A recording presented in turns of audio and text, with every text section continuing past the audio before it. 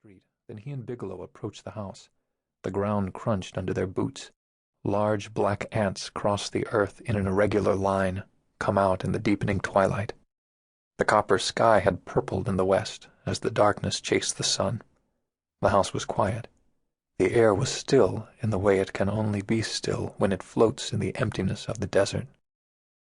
Padilla reached the front door and knocked hard 3 times. "Police officer! Frank Padilla with the police. Anyone home?"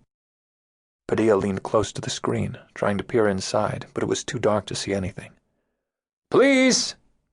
All right, I'm gonna open the door."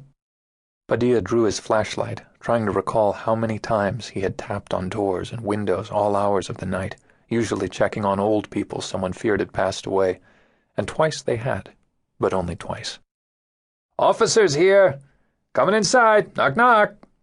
Padilla pulled open the screen. He and Bigelow snapped on their flashlights at the same time, just as Bigelow said, "I smell something." Their lights fell to the woman's body, early to mid-30s, face down on the living room floor, most of her hidden behind an ottoman that had been pushed to the center of the floor. Bigelow said, "Oh, man. Watch where you step. Oh, man, this is nasty." Outside, the woman called from the street, "What do you see? Is it a body?" Padilla drew his gun.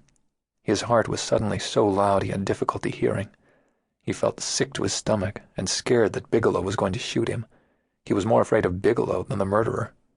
"Don't shoot me, goddammit. You watch what you shoot." Bigelow said, "Jesus, look at the walls." "Watch the goddamn doors and where you point that gun. The walls can't kill you." The woman was wearing frayed cut-off jean shorts and a Frank Zappa t-shirt torn at the neck. Her shirt and legs were streaked with crusted blood. The back of her head was crushed, leaving her hair spiked with red gel. Another body lay between the living room and the dining room, this one a man. His head, like the woman's, was misshapen, and his blood had pooled in an irregular pattern reminding Padilla of a birthmark on his youngest daughter's foot. The floor was smudged as if they had tried to escape their attacker, and splatter patterns ribboned the walls and ceiling.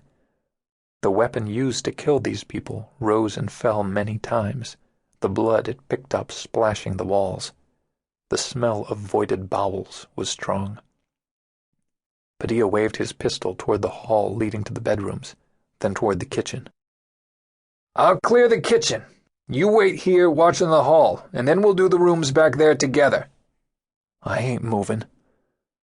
Padilla said it all louder than necessary, hoping if someone heard him they'd jump out the window and run. He moved past the man's body, then into the kitchen. The body of a 12-year-old boy was on the kitchen floor, partially beneath the small dinette table, as if he'd been trying to escape. Padilla forced himself to look away. All he thought about now was securing the damned house so they could call in the Dicks. Bigelow called from the living room, "Hey, Frank!" Padilla stepped back through the door. The rooms were bright now because Bigelow had turned on the lights. "Frank, look at this!" Bigelow pointed to the floor.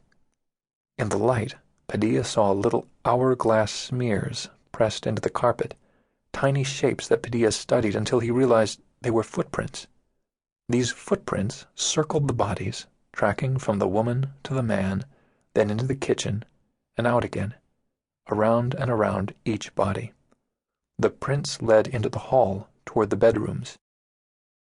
Padilla stepped past Bigelow along the hall. The footprints faded, grew dim, and then vanished at the final door. Padilla stepped into the dark room, his mouth dry, and flashed the room with his flashlight before turning on the lights. "My name is Frank Padilla.